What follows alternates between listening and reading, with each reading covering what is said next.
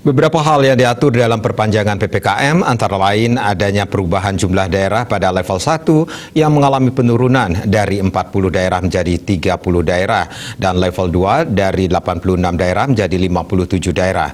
Sementara daerah yang berada pada level 3 mengalami peningkatan yang cukup signifikan dari 2 daerah menjadi 41 daerah.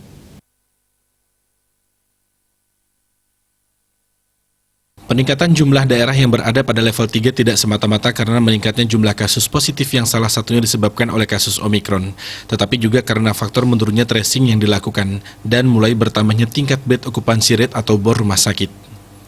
Direktur Jenderal Bina Administrasi Kewilayahan Safri Salsa juga menjelaskan bahwa di dalam Imendagri nomor 9 tahun 2022 terdapat beberapa penyesuaian.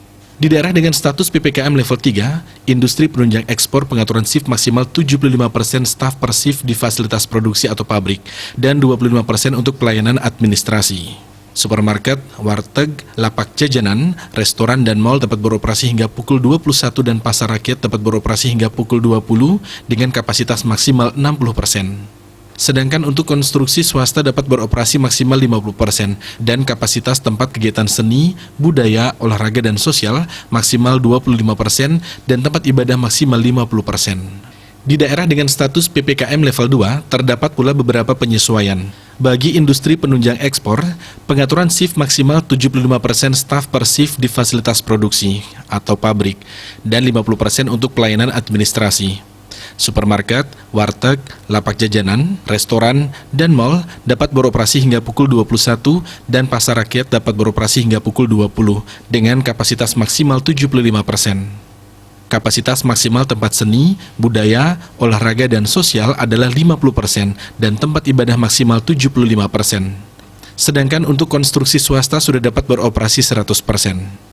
Di daerah dengan PPKM level 1, penyesuaiannya berupa industri penunjang ekspor, pengaturan shift maksimal 100% staf per shift di fasilitas produksi atau pabrik, dan 75% untuk pelayanan administrasi. Supermarket, pasar rakyat, warteg, lapak jajanan, restoran, mal, dan bioskop sudah dapat buka dengan kapasitas 100% hingga pukul 22. Masih terdapat pembatasan kapasitas maksimal untuk tempat kegiatan seni, budaya, olahraga, dan sosial, tempat ibadah dan fasilitas umum yaitu maksimal 75%. Di dalam Imendagri kali ini, anak-anak usia di bawah 12 tahun diizinkan untuk berkunjung ke tempat-tempat keramaian dengan pendampingan orang tua dan harus menunjukkan sertifikat vaksin minimal dosis pertama. Namun apabila anak-anak ingin mengunjungi taman bermain, maka harus menunjukkan bukti vaksinasi dosis kedua. Khusus industri orientasi ekspor dan domestik pada daerah PPKM level 2 dan level 3 dapat beroperasi 100% dengan syarat telah memiliki IOMKI, minimal 75% karyawannya telah dilakukan vaksinasi dosis kedua, dan dilakukan pengecekan penggunaan aplikasi Peduli Lindungi. Penggunaan aplikasi Peduli Lindungi juga perlu dioptimalkan di semua sektor sebagai bagian yang integral dalam upaya tracing dan tracking guna menekan transmisi penyebaran COVID-19. Kegiatan belajar mengajar di level 3 berpedoman pada keputusan bersama 4 menteri, yaitu Menteri Pendidikan dan Kebudayaan, Riset dan Teknologi, Menteri Agama, Menteri Kesehatan, dan Menteri Dalam Negeri. Diah Dewi Bali Pos melaporkan.